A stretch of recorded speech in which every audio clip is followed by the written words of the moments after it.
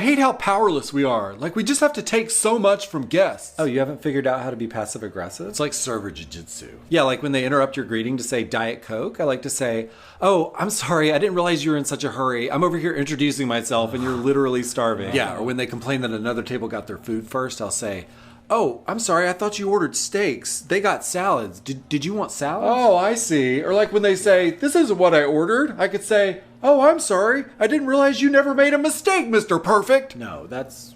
what? Watch and learn.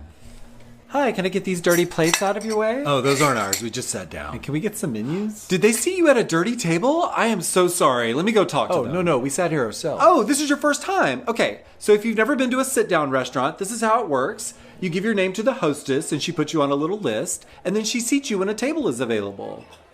Right this way. Nice. It's like a superpower. And it feels so good. I want that. Yeah.